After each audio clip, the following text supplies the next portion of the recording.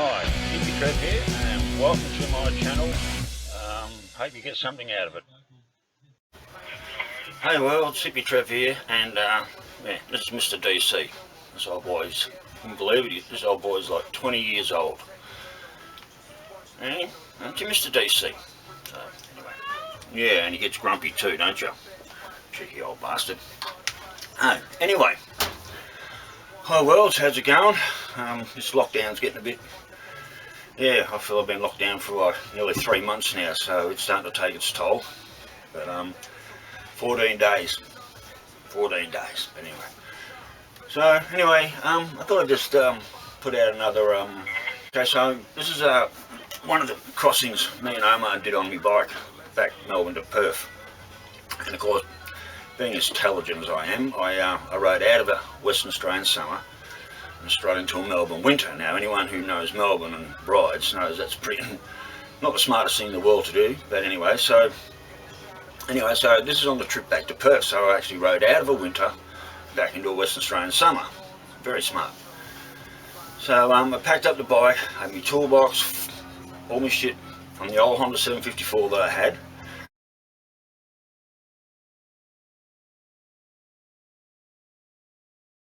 And jumped on the bike. We were staying at Alliston and Jen's down in Mountain Gate, Ferntree Gully in Melbourne. And I've been staying with him for a while, so anyway, I left there, and on my bike, the rear wheel on a Honda 4 is normally I think 18 inch wide. Gone and put a 16 inch hoggy on.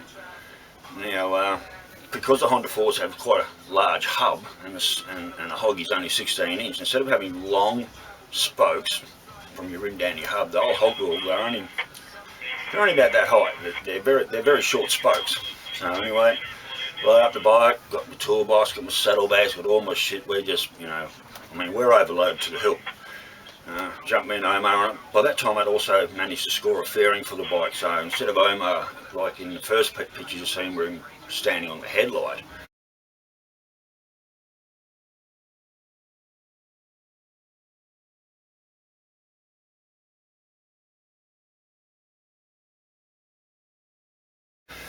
he now had the fairing there, so like when road trains come at us, he could actually duck down under it, and if it was pissing down rain, same thing, he just ducked down under it, and basically kept him a hell of a lot more secure. It was good. I think I paid like $50 out of a bike wreckers over in Perth for it, and just, yeah, it may have been ugly, but you know what, it really did do a good job, so it was handy. So anyway, so we motored along fine, we're not having any troubles, bike's running pretty good for the old Honda 4s that they do. So I get into one of the early stations in South Australia, so, around the start of the Nullarbor, but it might have been, no, it was after Kimber. So somewhere after Kimber and between Kimber and Border Station. And I'm going over the bike, you pull up, you look around the bike as you're filling up, have a quick walk, and like, oh shit, I've got a snap spoke on the back wheel, like, shit. Anyway, do another couple of 100 miles, blah blah blah, Ks, pull up the next petrol station and have a look around the bike, and I've got like 3 or 4 snap spokes. One on the other side. Shit. And anyway, so get on the bike, just keep going, and we get into probably somewhere around Madura or somewhere like that, and I'm looking down and like they're just snapping. I don't know how many spokes are in the back wheel, but I'm down to about 50%. No shit. I just like, fuck, what do you do? I wasn't going to dump any of my tools. Wasn't going to dump anything actually, and it's just like, well, I'm out here in the middle of nowhere. So get on the bike, get going, and same thing, every petrol station, another spoke snap. Finally get into Norseman, and no shit, we're riding into Norseman, and I hear Omar's on the tank there, and the whole bike, it's just doing this all the way through the petrol station. And then I go over those little speed humps I go, and it's like cha-ching, cha-ching, pull up at the Bowser, get off the bike, I look down, I've got 4 spokes left on one side, and I think I've got about 3 left on the other side. That's it, bike's fucked. We're fucked. We're in Norseman.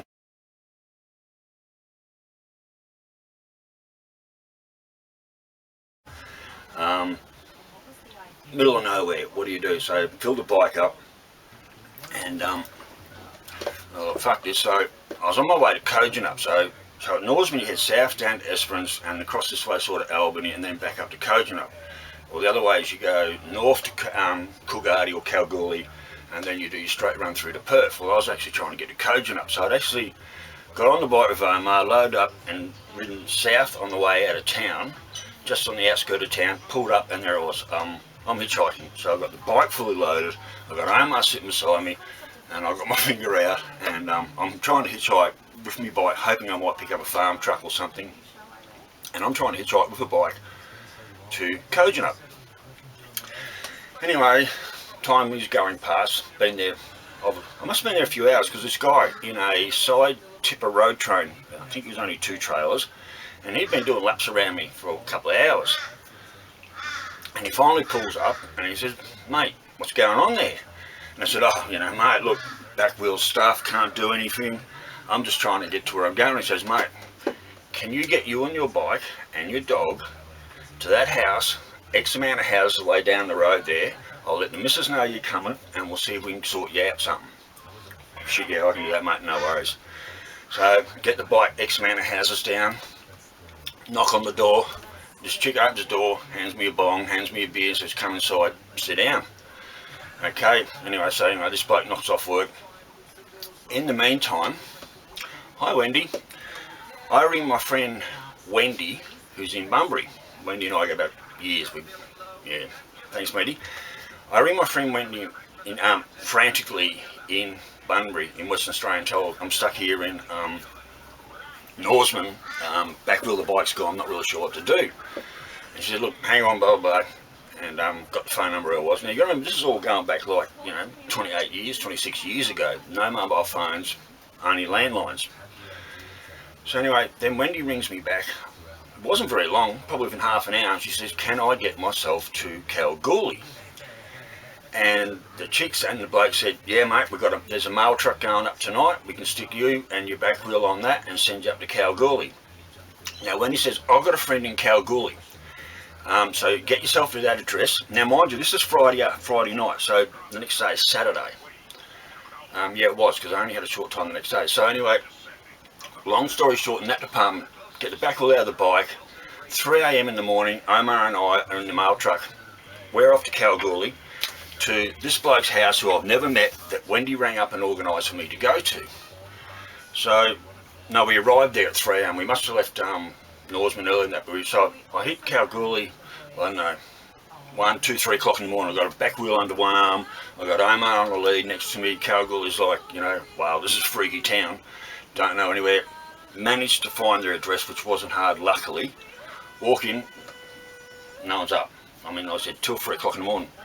And I look around and there's just all this bud all over the table, and there's like all these half-drunk bourbon and shit glasses everywhere. So I'm fucked. I say, yep, sit down, knock off all their half their drinks and smoke up all the weed that I could find on the table there, and sort of crashed out. And then, anyway, early next morning, they get up probably about 7 in the morning, get up, and first thing this bloke says, oh, hi, how you going? He says, thanks for cleaning up, mate. Cheers, appreciate that. You didn't have to do that for me. And I'm like, okay.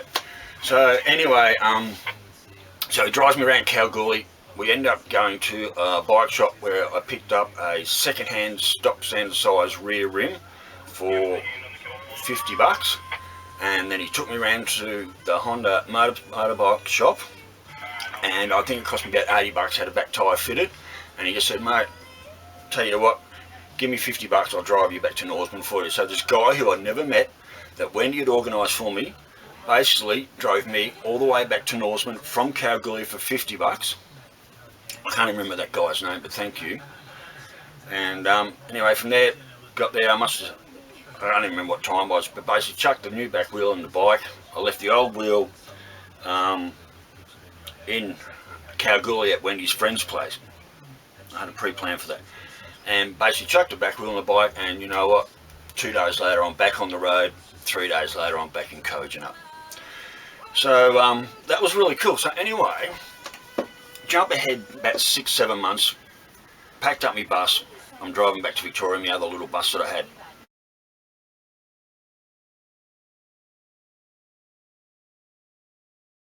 And I roll into Norseman, and I remember where this guy lived who helped me out. I can't remember his name either. So I remember where he lived. So I rolled down his place, banged on the door, and poor bastard's been doing night shift, but I got him up and said, oh, you know, mate, I just want to thank you for, you know, you helped me with my back wheel of the bike and blah, blah, blah. And then he said, then I just sort of, I must have mentioned something about work. And he said, well, what do you do? I said, well, I operate loaders. So he got up, took me out, met his boss, took me out, they chucked me in this huge F1 7-ton bucket loader, 7-ton bucket loader, and I had a job. Just like that, I found a place for me in Omar to camp where I was in these people's backyard, and I'd give them $100 a week, and Mrs. would put tea on the table every night for me, which was pretty cool.